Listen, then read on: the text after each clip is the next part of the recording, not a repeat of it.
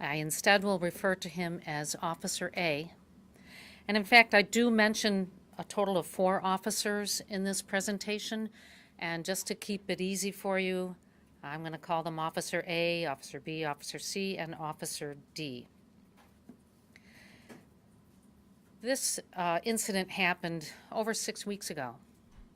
And I know that many may prefer quick decisions, but that does not serve justice. My office and I must evaluate these situations on a case-by-case basis. That alone dictates how long the review takes. And justice requires that my office and I conduct a thorough review of all the evidence of the case in an objective manner, free from preconceptions or outside interference, and that the decision is compliant with the law and not with emotion. We received the final forensics report recently, and we finalized our review just yesterday, so I immediately called a press conference to give you the results. And I'm confident that my decision was based on every fact available and was made with due diligence and the utmost care. The officer-involved shooting on May 1st, 2025, from my review, I have determined that Officer A was legally justified in his use of force on that day. I want to thank my staff for the rigor, time, talent, and tremendous scrutiny they employed during this review. I did not send this to the grand jury, but instead I made my decision based on the review and recommendation of my senior staff. And let's be clear about this. I am the only person responsible for this decision. I assure you that I take this responsibility seriously, as I do every aspect of my job. Just moments ago, I notified the Chief of Police, city leadership, and lawyers for the Hinton family and the FOP. And before we move forward, I just want to give you a little outline of what you're going to see and hear in this presentation. I'm first going to tell you what the role of my office is in making such decisions, and then I'm going to give you an overview of the law involved. After that, I'll walk you through the events leading up to the incident.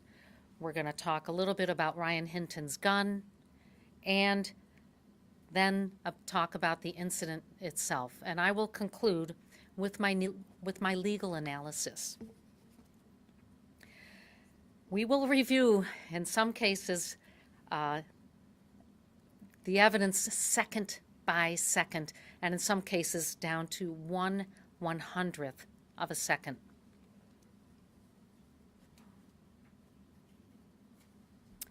The first step is to understand what the prosecutor's role is in a situation like this. My job is to evaluate whether the officer's use of force against Ryan Hinton was justified, and to determine whether there are grounds to bring criminal charges against the officer for murder. And to do this, we have to perform a Fourth Amendment analysis. We're guided by the United States Supreme Court in how we handle this. The use of force must be objectively reasonable under the totality of the circumstances.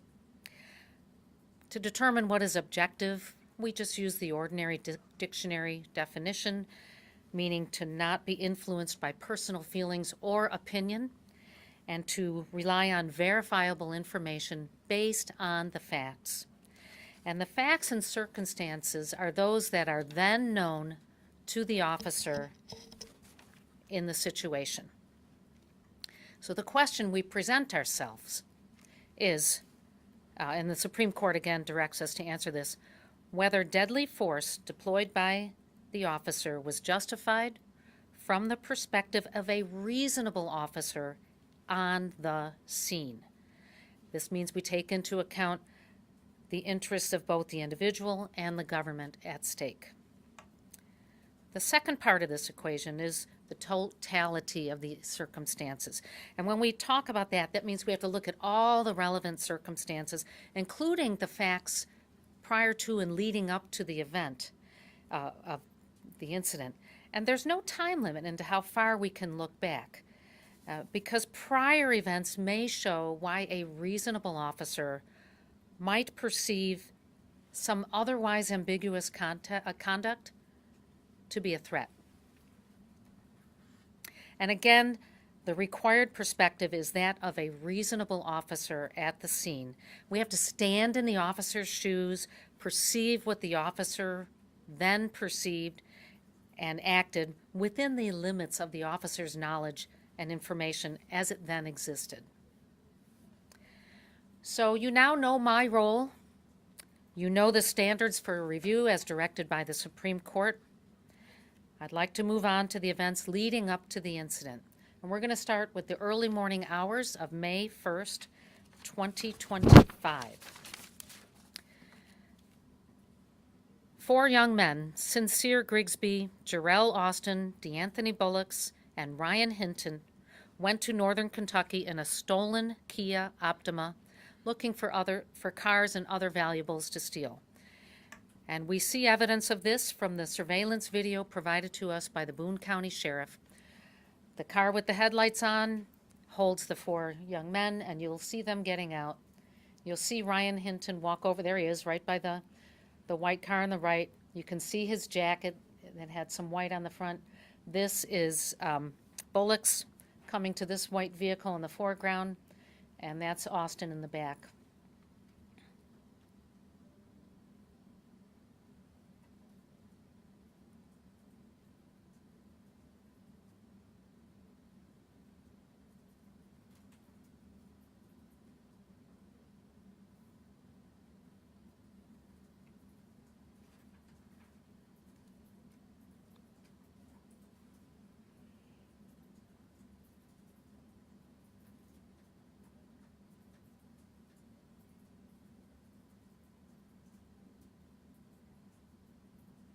Watch how softly he closes the door.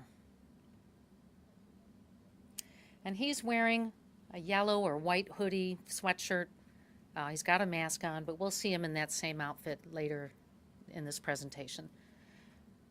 And I think he runs across the street here to find another vehicle and try to find another one that's unlocked.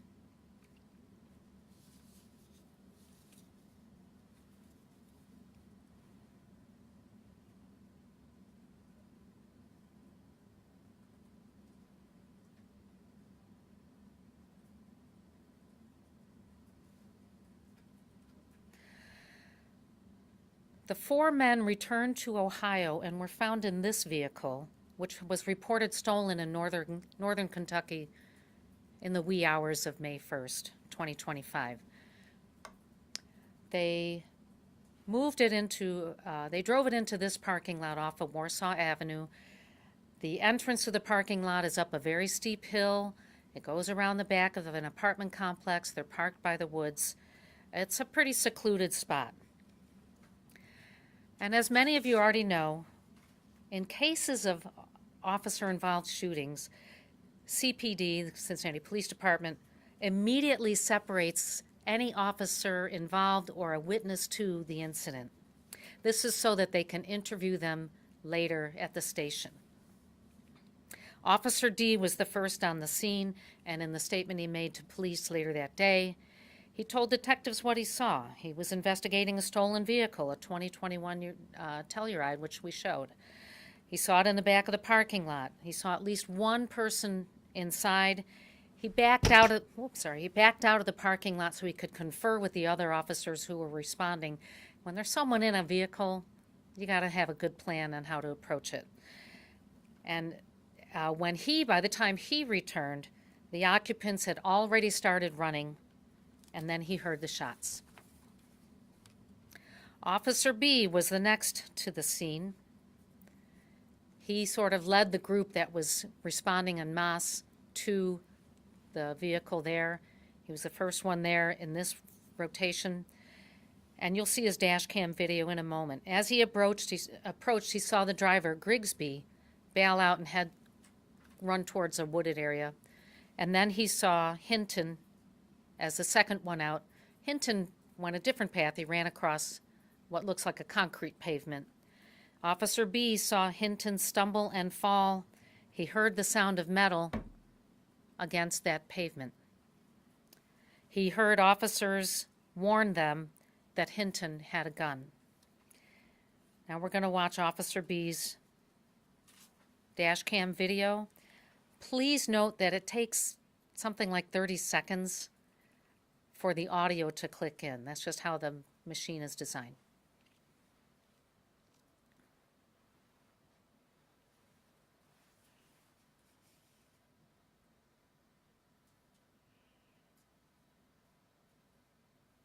There's a Telluride. He blocks it in. There goes Grigsby. There goes Hinton, running a different direction.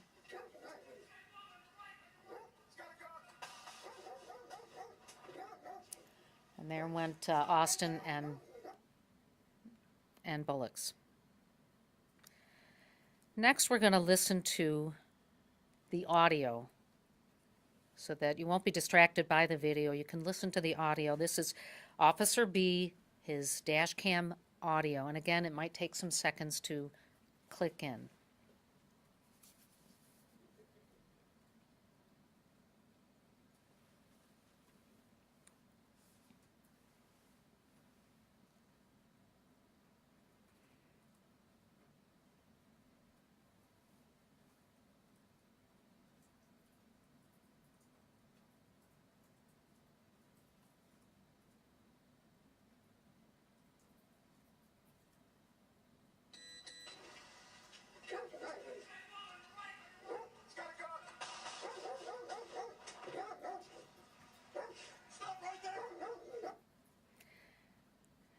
I don't know about you, but I found it very easy to hear the alert, he's got a gun.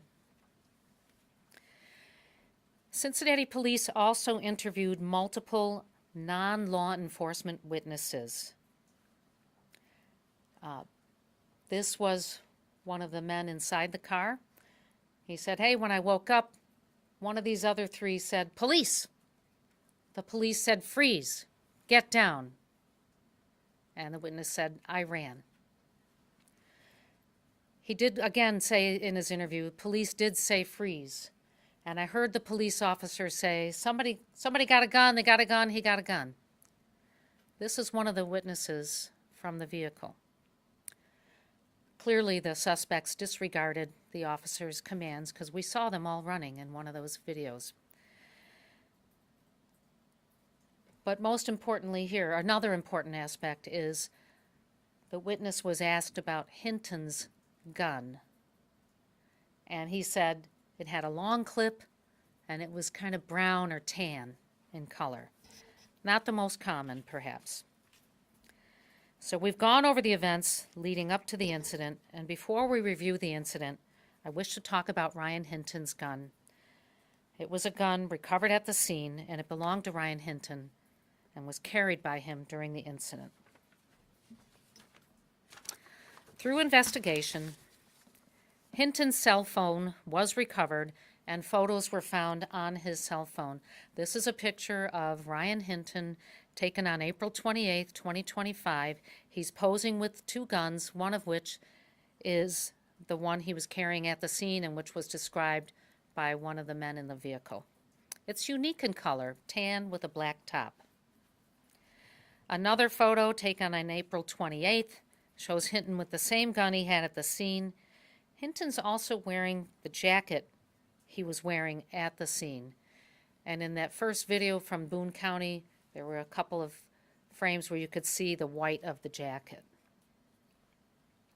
And this is the gun we found at the scene. Tan with a long clip and a black top. Let's now look at the incident. Look, you're going to see some body-worn camera video. You're going to see some still shots. These add to the evidence that we reviewed already.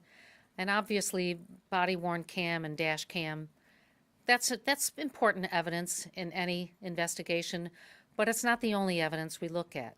We look at officers' statements, we listen to what they say, and we look at the objective evidence we can find at the scene.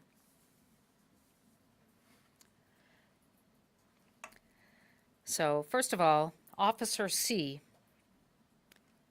this is from the statement he gave to police after the incident. He responded to the scene because of a report of a stolen vehicle. He approached the stolen vehicle and the occupants began running. We saw them all begin running in the video cam. Officer C saw the gun in Hinton's hand and verbally alerted others that he had a gun. Officer A, this is the officer in question, he again responded because of the report of a stolen vehicle. Joining other officers who were already at the scene, he began by chasing Grigsby towards the wooded area. Officer A reported that he heard the warning about the gun, that he saw Hinton point a gun at him, and he then fired his service weapon. He said, "I thought I better get my gun out and shoot him before he shoots me, and I fired before he could fire on me." Before we get into the visuals, we're going to listen to the audio from Officer A's body-worn camera. Again, it may take a few seconds for the audio portion to begin, but you will hear Officer A gasp and say, "Gun," before firing his weapon.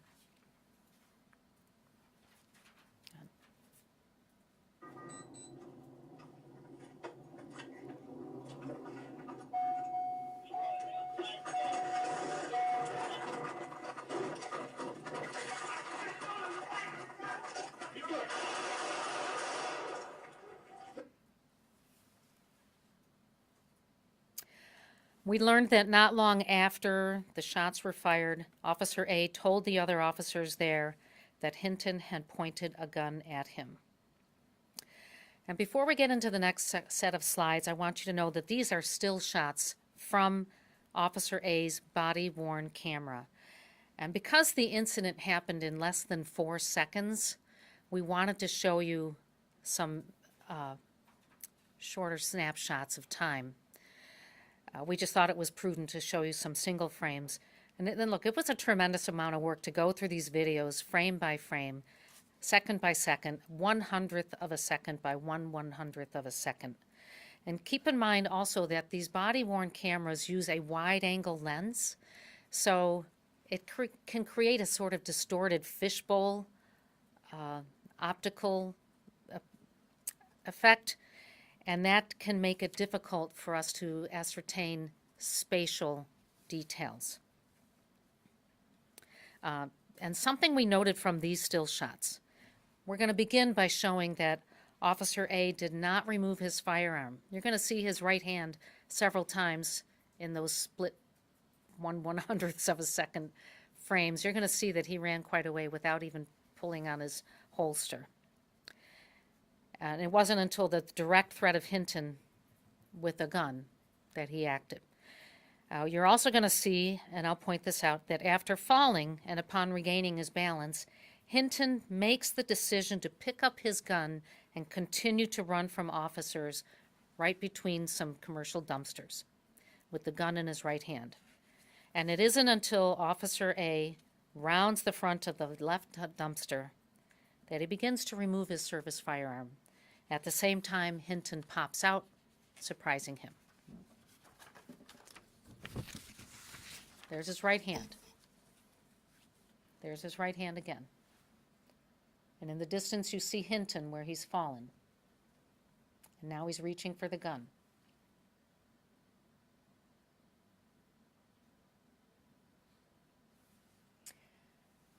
The right hand is still empty.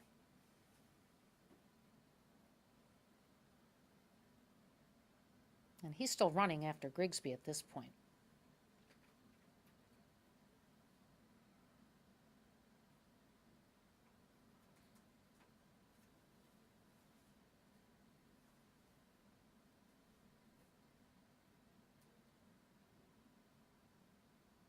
Coming around the dumpster, this is the very first possible time he could have seen Hinton. And that's when he pulls out his gun. Can you stop it right there? So he's getting his gun ready. He will eventually have it in two hands. But you can see Hinton coming through. He's still between the dumpsters. But it's at this time, we can't see it because of the weapon in our viewpoint. This is certainly when Officer A knows that there's a weapon involved. Next slide. And this is where we see him running with the gun.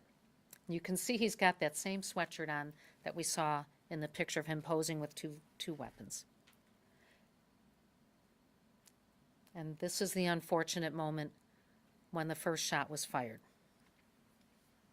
Based on the position of the body-worn camera, you can see Officer A was directly to the left of Hinton. They were probably 10 feet from each other. The angle of this shot was corroborated from the coroner in her report that Hinton was shot directly from the left side of his chest. And I want to show you a picture of the gun at the scene. Now this is taken with a regular camera, so it's a little bit easier for our eyes to understand it. I'm going to point to a couple things on the frame.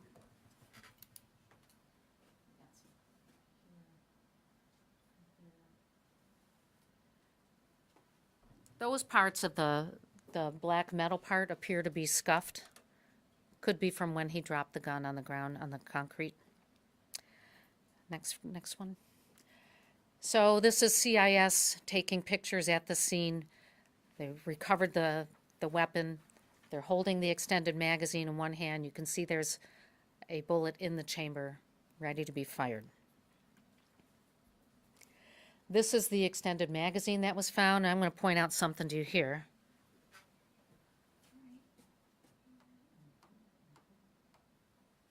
Each of those holes you see are numbered so that you can easily ascertain how many bullets are in and how many you have left.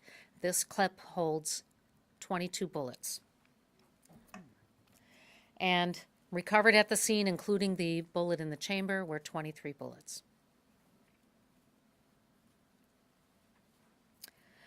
Some more regular camera shots. I'm going to point out a few things here. Remember, this is not a wide-angle lens, so it's a better reflection of the actual situation and the layout of the scene and the dimensions, the details, the depths. First of all, you can see two police vehicles. You can see at least two dumpsters. There's at least one more behind one of the left one. And these are just regular commercial dumpsters. They're probably the width of this doorway, sitting next to each other. And let me point out three things.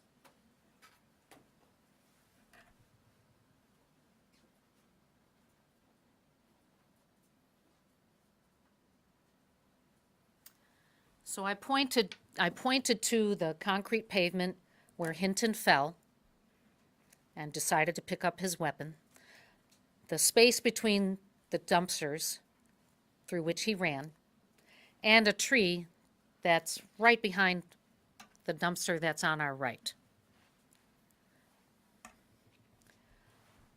You can see that this is not a huge space. We can see the tree right here. We're going to get a better angle in a minute. But the tree is kind of in the middle of what's now the left-hand dumpster to our view. Hinton ran on the other side of it. And here, another view from in front of the other dumpster. I'm going to point out three things to you again.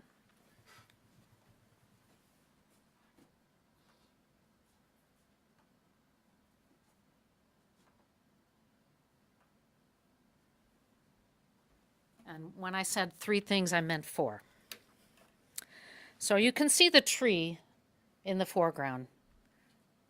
It's right there next to the dumpster. We saw that from the view of the two police vehicles, and we saw the tree right behind the dumpster that's now on our left. Then I pointed to evidence placard 6. This is where Hinton was when he was shot. Evidence placard 7, which is pretty much obscured by the grass there, that is where we found the casing from Officer A's gun for that first shot. And that dirty area, ungrassed area that I pointed to, that's where we believe the officer was standing when he made the shot, based on where we found the cartridge. Hinton was only feet away. It's the width of this doorway. How close is that to someone who is holding a firearm with one in the chamber pointed at the officer? And then finally, the autopsy report supports the evidence that I've gone over here. The coroner refuted the idea that Hinton was shot from behind. She found that the bullet entered straight from the left side. So we've gone through our role, the legal requirements of this analysis, the events leading up to the incident. We looked at the gun and why we know it belonged to Ryan.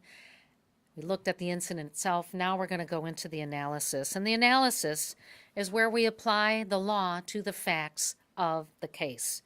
And again, I mentioned this before, the required perspective is that of a reasonable officer on the scene. And again, we have to stand in the officer's shoes and look through what we think were the officer's eyes and perspective and what was within the limits of the officer's knowledge.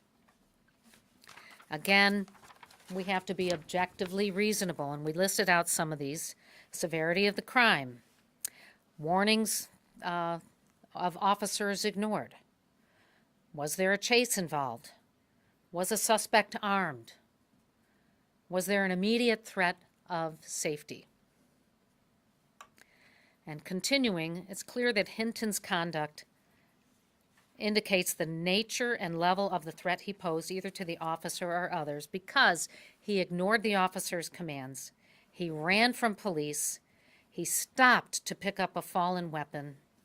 He ran with the gun in the direction of the officer. He glanced at the officer with the gun in his hand, and he pointed the gun in a bladed manner at Officer A. And when I use the phrase bladed, that's just a colloquialism for when you're running in one or posed in one direction, but you turn your body. You can Google it just like I did.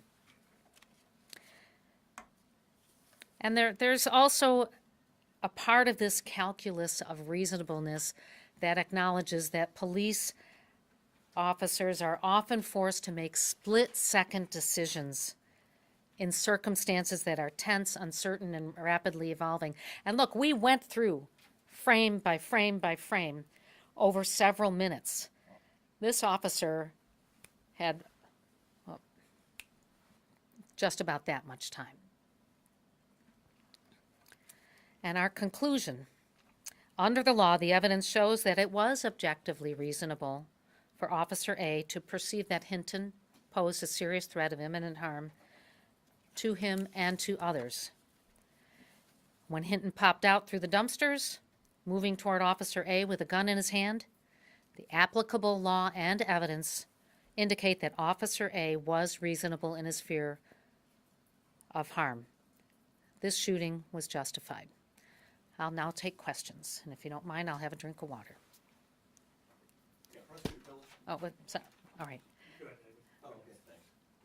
Might be what you were going to ask me. Can you tell us why you chose to not have the BCI look into this as opposed to you doing the investigation with your investigators and taking the Cincinnati Police Department's investigation? Sure. BCI does not always get involved in things like this. They help jurisdictions that don't have their own coroner's lab. They help jurisdictions that don't have the resources to have a full-fledged investigation. So we can do that on our own. Butler County just had an officer-involved shooting. They immediately deferred to BCI, so it would not be perceived as any kind of a skewed investigation. That's fine. I know the prosecutor up there, Mike Moser, very well. That's how he does it.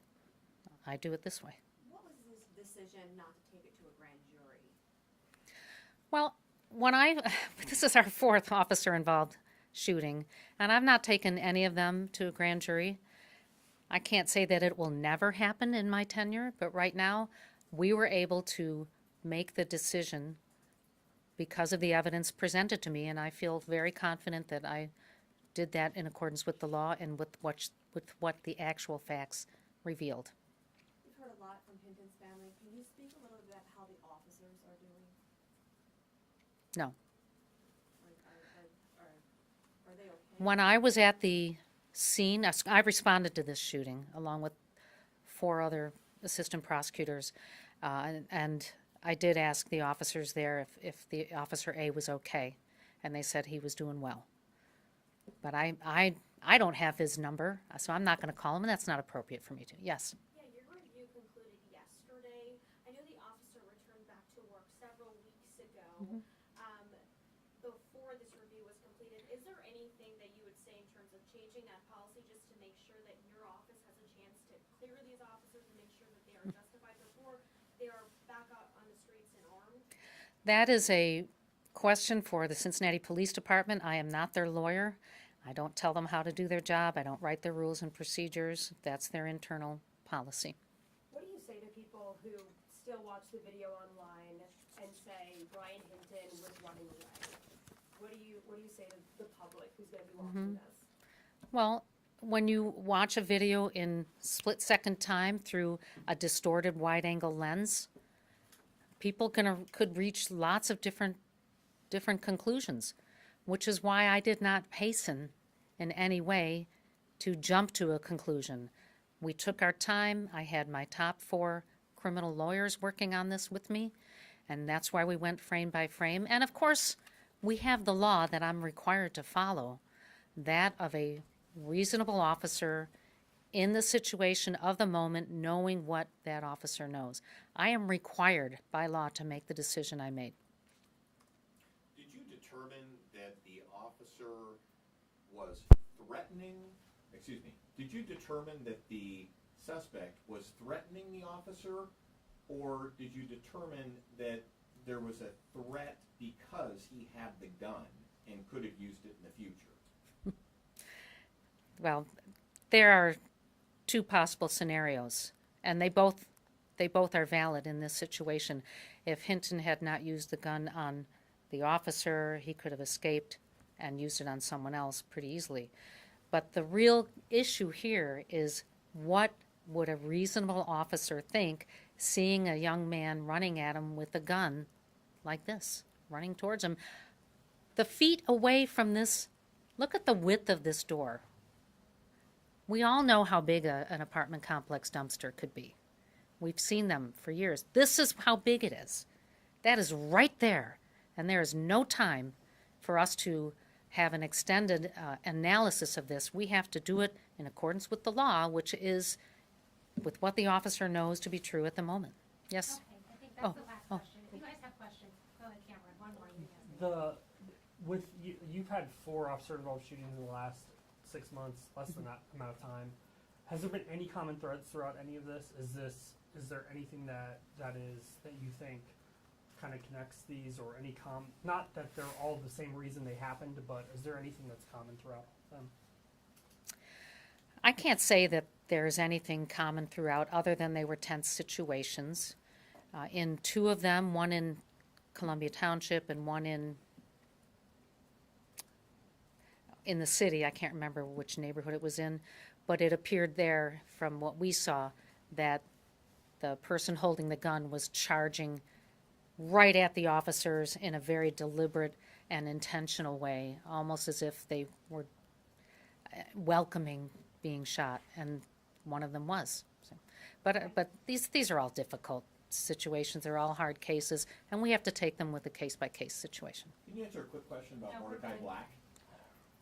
Now, he's in the court system right now. I can't.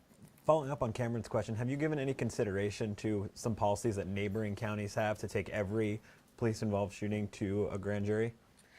Well, I have done that. I've looked at Butler County, talked to Warren County, who David Fornshell had an officer-involved shooting in May of his very first term.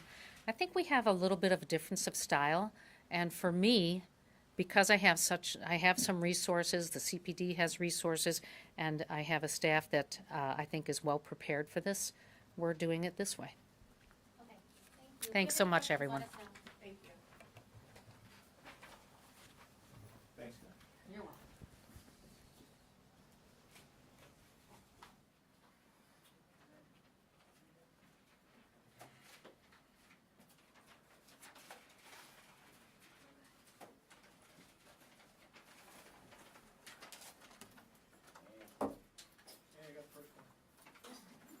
They're all the same. You don't deserve it after asking They're all questions the after final same. questions, David. I'm starting to I always keep ask a counting. question after the Yeah, final yeah, questions. yeah. I figured you guys asked that 2 questions in advance. I don't think the public will know Peggy wasn't here, Antoine. You did a phenomenal job. Thank you. Yeah, you did.